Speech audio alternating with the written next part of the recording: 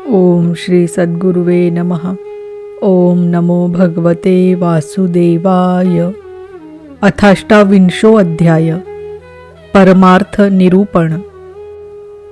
भगवान श्री कृष्ण कहते हैं, उद्धव जी, यद्यपि व्यवहार में पुरुष और प्रकृति, दृष्टा और दृश्य के भेद से दो प्रकार का जगत जान पड़ता है, तथापि परमार्थ दृष्टि से देखने पर यह सब एक अधिष्ठान स्वरूप ही है।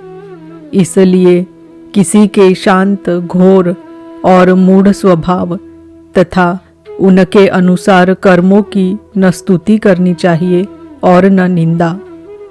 सर्वदा अद्वैत दृष्टि रखनी चाहिए। जो पुरुष दूसरों के स्वभाव और उनके कर्मों की प्रशंसा अथवा निंदा करते हैं, वे शीघ्र ही अपने यथार्थ परमार्थ साधन से च्युत हो जाते हैं, क्योंकि साधन तो द्वैत के अभिनिवेश का, उसके प्रति सत्यत्व बुद्धि का निषेध करता है और प्रशंसा तथा निंदा उसकी सत्यता के भ्रम को और भी दृढ़ करती है। उद्धव जी, सभी इंद्रियां राजस अहंकार के कार्य है। जब वे निद्रित हो जाती है, तब शरीर का अभिमानी जीव चेतना शून्य हो जाता है, अर्थात उसे बाहरी शरीर की स्मृति नहीं रहती। उस समय यदि मन बच रहा, तब तो वह सपने के झूठे दृश्यों में भटकने लगता है, और वह भी लीन हो गया, तब तो जीव मृत्यु के समान गाढ़ निद्रा सुषुप्ति में लीन हो जाता है। वैसे ही जब जीव अपने अद्वितीय आत्मस्वरूप को भूलकर नाना वस्तुओं का दर्शन करने लगता है, तब वह स्वप्न के समान झूठे दृश्यों में फंस जाता है अथवा मृत्यु के समान अज्ञान में लीन हो जाता है।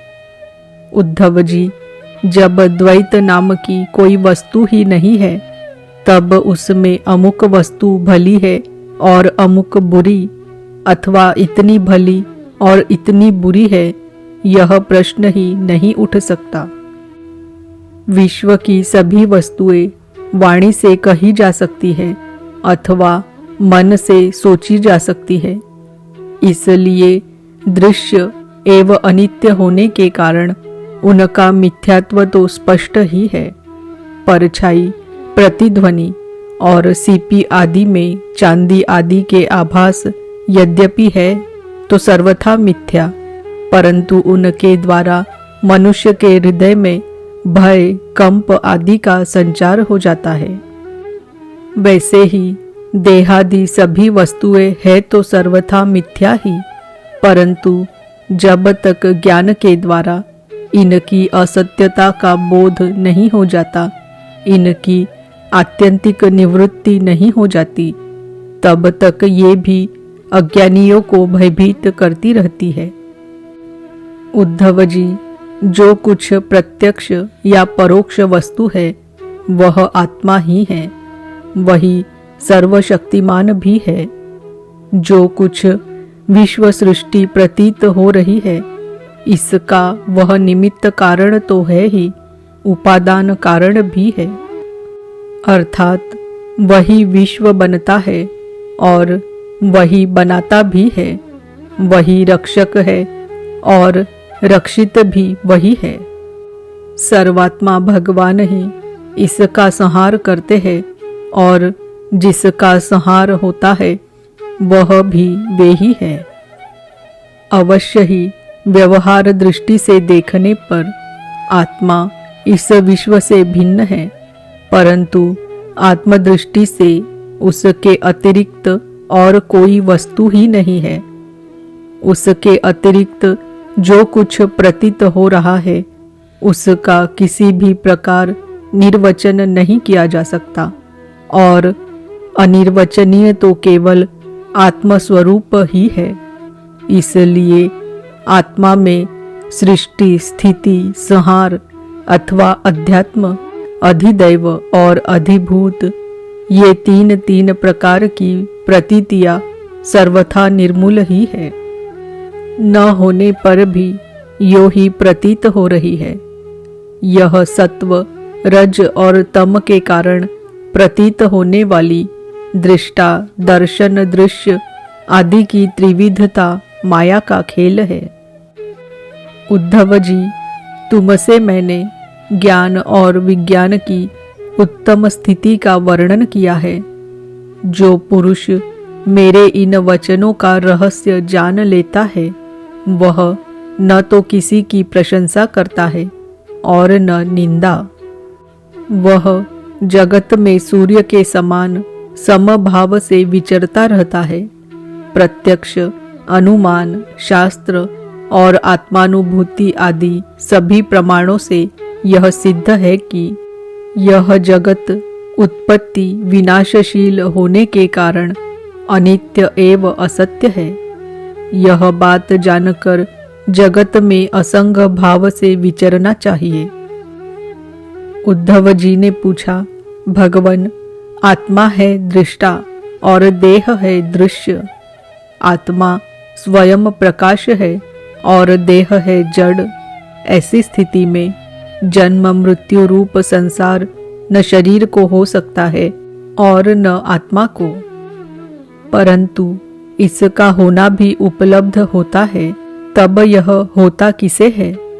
आत्मा तो अविनाशी, प्राकृत अप्राकृत गुणों से रहित, शुद्ध, स्वयं प्रकाश और सभी प्रकार के आवरणों से रहित है, तथा शरीर विनाशी, सगुण, अशुद्ध, प्रकाश्य और आवृत है।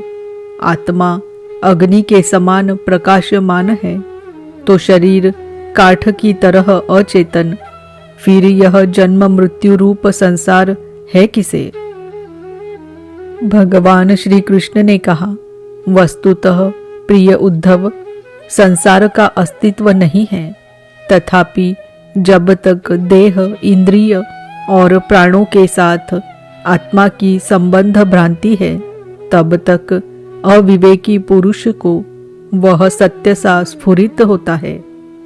जैसे स्वप्न में अनेकों विपत्तियां आती है, पर वास्तव में वे है नहीं, फिर भी स्वप्न टूटने पर उनका अस्तित्व नहीं मिटता, वैसे ही संसार के न होने पर भी जो उसमें प्रतीत होने वाले विषयों का चिंतन करते रहते हैं, उनके जन्म मृत्यु रूप संसार की निवृत्ति नहीं होती। जब मनुष्य स्वप्न देखता रहता है, तब नींद टूटने के पहले उसे बड़ी बड़ी विपत्तियों का सामना करना पड़ता है, परंतु जब उसकी नींद टूट जाती है, वह जग पड़ता है, तब न तो स्वप्न की विपत्तियां रहती है और न उनके कारण होने वाले मोह आदि विकार।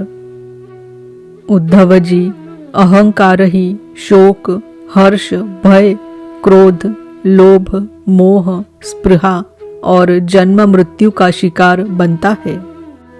आत्मा से तो इनका कोई संबंध ही नहीं है। उद्धव जी, देह, इंद्रिय, प्राण और मन में स्थित आत्मा ही जब उनका अभिमान कर बैठता है, उन्हें अपना स्वरूप मान लेता है, तब उसका नाम जीव हो जाता है।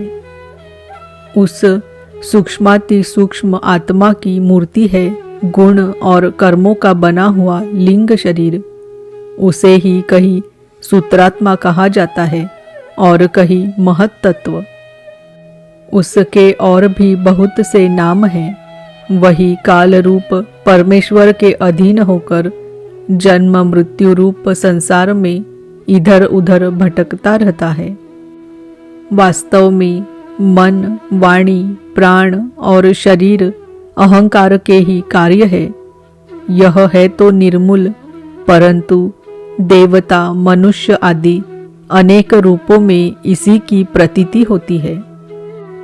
मननशील पुरुष उपासना की शान पर चढ़ाकर ज्ञान की तलवार को अत्यंत तीखी बना लेता है और उसके द्वारा देहाभिमान का, अहंकार का मूलोच्छेद करके पृथ्वी में निर्द्वंद्व होकर विचरता है। फिर उसमें किसी प्रकार की आशा तृष्णा नहीं रहती। आत्मा और अनात्मा के स्वरूप को पृथक पृथक भली भांति समझ लेना ही ज्ञान है, क्योंकि विवेक होते ही द्वैत का अस्तित्व मिट जाता है।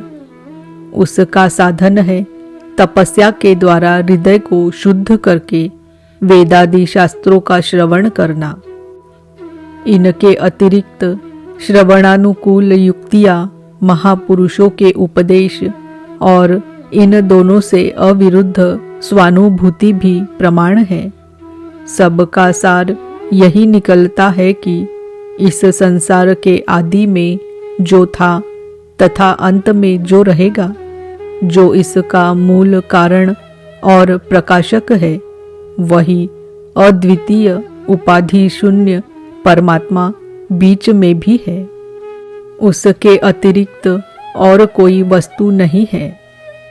उद्धव जी, सोने से कंगन, कुंडल आदि बहुत से आभूषण बनते हैं, परंतु जब वे गहने नहीं बने थे तब भी सोना था, और जब नहीं रहेंगे तब भी सोना रहेगा। इसलिए जब बीच में उसके कंगन, कुंडल आदि अनेकों नाम रखकर व्यवहार करते हैं, तब भी वह सोना ही है। ठीक ऐसे ही जगत का आदि, अंत और मध्य मैं ही हूँ। वास्तव में मैं ही सत्य तत्व हूँ। भाई उद्धव, मन की 3 अवस्थाएं होती है, जागृत, स्वप्न और सुषुप्ति। इन अवस्थाओं के कारण 3 ही गुण हैं, सत्व, रज और तम। और जगत के 3 भेद हैं, अध्यात्म अर्थात इंद्रिया, अधिभूत अर्थात पृथ्वी व्याधि और अधिदैव अर्थात कर्ता। ये सभी त्रिविधताएं जिसकी सत्ता से सत्य के समान प्रतीत होती है, और समाधि आदि में यह त्रिविधता न रहने पर भी जिसकी सत्ता बनी रहती है, वह तुरीय तत्व इन तीनों से परे और इनमें अनुगत चौथा ब्रह्म तत्व ही सत्य है, जो उत्पत्ति से पहले नहीं था और प्रलय के पश्चात भी नहीं रहेगा। ऐसा समझना चाहिए कि बीच में भी वह है नहीं, केवल कल्पना मात्र, नाम मात्र ही है। यह निश्चित सत्य है कि जो पदार्थ जिससे बनता है और जिसके द्वारा प्रकाशित होता है, वही उसका वास्तविक स्वरूप है, वही उसकी परमार्थ सत्ता है। यह मेरा दृढ़ निश्चय है। यह जो विकारमयी राजस सृष्टि है, यह न होने पर भी दिख रही है। यह स्वयं प्रकाश ब्रह्म ही है। इसलिए इंद्रिय, विषय, मन और पंचभूतादि जितने चित्र विचित्र नाम रूप है, उनके रूप में ब्रह्म ही प्रतीत हो रहा है। ब्रह्म विचार के साधन है श्रवण, मनन, निधिध्यासन और स्वानुभूति। उनमें सहायक है आत्मज्ञानी गुरुदेव। इनके द्वारा विचार करके स्पष्ट रूप से देहादि अनात्म पदार्थों का निषेध कर देना चाहिए। इस प्रकार निषेध के द्वारा आत्म विषयक संदेहों को छिन्न भिन्न करके अपने आनंद स्वरूप आत्मा में ही मग्न हो जाए और सब प्रकार की विषय वासनाओं से रहित हो जाए। निषेध करने की प्रक्रिया यह है कि पृथ्वी का विकार होने के कारण शरीर आत्मा नहीं है। इंद्रिय, उनके अधिष्ठातृ देवता, प्राण, वायु, जल, अग्नि एवं मन भी आत्मा नहीं है, क्योंकि इनका धारण पोषण शरीर के समान ही अन्न के द्वारा होता है। बुद्धि, चित्त, अहंकार, आकाश, पृथ्वी, शब्दादि विषय और गुणों की साम्यावस्था प्रकृति भी आत्मा नहीं है, क्योंकि ये सब के सब दृश्य एवं जड़ है। उद्धव जी, जिसे मेरे स्वरूप का भली भांति ज्ञान हो गया है, उसकी वृत्तियां और इंद्रियां यदि समाहित रहती है तो उसे उनसे लाभ क्या है, और यदि वे विक्षिप्त रहती है तो उनसे हानि भी क्या है, क्योंकि अंतकरण और बाह्यकरण सभी गुणमय है और आत्मा से इनका कोई संबंध नहीं है। भला आकाश में बादलों के छा जाने अथवा तितर बितर हो जाने से सूर्य का क्या बनता बिगड़ता है। जैसे वायु आकाश को सुखा नहीं सकती, आग जला नहीं सकती, जल भिगो नहीं सकता, धूल धुएं मटमैला नहीं कर सकते, और ऋतुओं के गुण गर्मी सर्दी आदि उसे प्रभावित नहीं कर सकते, क्योंकि ये सब आने जाने वाले क्षणिक भाव है और आकाश इन सब का एक रस अधिष्ठान है। वैसे ही सत्वगुण, रजोगुण और तमोगुण की वृत्तियां तथा कर्म अविनाशी आत्मा का स्पर्श नहीं कर पाते। वह तो इनसे सर्वथा परे है। इनके द्वारा तो केवल वही संसार में भटकता है जो इनमें अहंकार कर बैठता है। उद्धव जी, ऐसा होने पर भी तब तक इन माया निर्मित गुणों और उनके कार्यों का संग सर्वथा त्याग देना चाहिए, जब तक मेरे सुदृढ़ भक्ति योग के द्वारा मन का रजोगुण रूप मल एकदम निकल न जाए।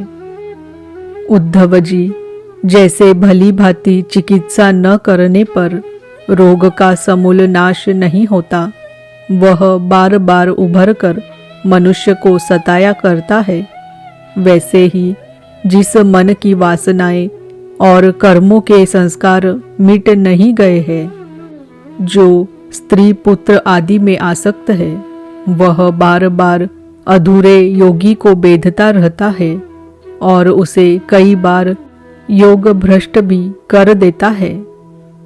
देवताओं के द्वारा प्रेरित शिष्य पुत्र आदि के द्वारा किए हुए विघ्नों से यदि कदाचित अधूरा योगी मार्गच्युत हो जाए तो भी वह अपने पूर्वाभ्यास के कारण पुनः योगाभ्यास में ही लग जाता है। कर्म आदि में उसकी प्रवृत्ति नहीं होती। उद्धव जी, जीव संस्कार आदि से प्रेरित होकर जन्म से लेकर मृत्यु पर्यंत कर्म में ही लगा रहता है और उनमें इष्ट अनिष्ट बुद्धि करके हर्ष विषाद आदि विकारों को प्राप्त होता रहता है। परंतु जो तत्व का साक्षात्कार कर लेता है, वह प्रकृति में स्थित रहने पर भी, संस्कारानुसार कर्म होते रहने पर भी उनमें इष्ट अनिष्ट बुद्धि करके हर्ष विषाद आदि विकारों से युक्त नहीं होता, क्योंकि आनंद स्वरूप आत्मा के साक्षात्कार से उसकी संसार संबंधी सभी आशा तृष्णाएं पहले ही नष्ट हो चुकी होती है। जो अपने स्वरूप में स्थित हो गया है, उसे इस बात का भी पता नहीं रहता कि शरीर खड़ा है या बैठा, चल रहा है या सो रहा है, मल मूत्र त्याग रहा है, भोजन कर रहा है अथवा और कोई स्वाभाविक कर्म कर रहा है, क्योंकि उसकी वृत्ति तो आत्मस्वरूप में स्थित ब्रह्माकार रहती है। यदि ज्ञानी पुरुष की दृष्टि में इंद्रियों के विविध बाह्य विषय जो कि असत है आते भी है तो वह उन्हें अपने आत्मा से भिन्न नहीं मानता, क्योंकि वे युक्तियों, प्रमाणों और स्वानुभूति से सिद्ध नहीं होते। जैसे नींद टूट जाने पर स्वप्न में देखे हुए और जागने पर तिरोहित हुए पदार्थों को कोई सत्य नहीं मानता, वैसे ही ज्ञानी पुरुष भी अपने से भिन्न प्रतीयमान पदार्थों को सत्य नहीं मानते। उद्धव जी, इसका अर्थ यह नहीं है कि अज्ञानी ने आत्मा का त्याग कर दिया है और ज्ञानी उसको ग्रहण करता है। इसका तात्पर्य केवल इतना ही है कि अनेकों प्रकार के गुण और कर्मों से युक्त देह, इंद्रिय आदि पदार्थ पहले अज्ञान के कारण आत्मा से अभिन्न मान लिए गए थे। उनका विवेक नहीं था। अब आत्मदृष्टि होने पर अज्ञान और उसके कार्यों की निवृत्ति हो जाती है। इसलिए अज्ञान की निवृत्ति ही अभीष्ट है। वृत्तियों के द्वारा न तो आत्मा का ग्रहण हो सकता है और न त्याग। जैसे सूर्य उदय होकर मनुष्यों के नेत्रों के सामने से अंधकार का पर्दा हटा देते हैं, किसी नई वस्तु का निर्माण नहीं करते, वैसे ही मेरे स्वरूप का दृढ़ अपरोक्ष ज्ञान पुरुष के बुद्धिगत अज्ञान का आवरण नष्ट कर देता है। वह ईंधन रूप से किसी वस्तु का अनुभव नहीं कराता। उद्धव जी, आत्मा नित्य अपरोक्ष है, उसकी प्राप्ति नहीं करनी पड़ती। वह स्वयं प्रकाश है, उसमें अज्ञान आदि किसी प्रकार के विकार नहीं है। वह जन्म रहित है, अर्थात कभी किसी प्रकार भी वृत्ति में आरूढ़ नहीं होता, इसलिए अप्रमेय है। ज्ञान आदि के द्वारा उसका संस्कार भी नहीं किया जा सकता। आत्मा में देश, काल और वस्तुकृत परिच्छेद न होने के कारण अस्तित्व, वृद्धि, परिवर्तन, ह्रास और विनाश उसका स्पर्श भी नहीं कर सकते। सबकी और सब प्रकार की अनुभूतियां आत्मस्वरूप ही है। जब मन और वाणी आत्मा को अपना अविषय समझकर निवृत्त हो जाते हैं, तब वही सजातीय, विजातीय और स्वगत भेद से शून्य एक अद्वितीय रह जाता है। व्यवहार दृष्टि से उसके स्वरूप का वाणी और प्राण आदि के प्रवर्तक के रूप में निरूपण किया जाता है।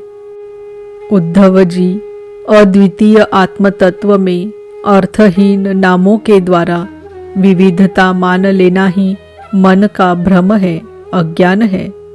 सचमुच यह बहुत बड़ा मोह है, क्योंकि अपने आत्मा के अतिरिक्त उस भ्रम का भी और कोई अधिष्ठान नहीं है।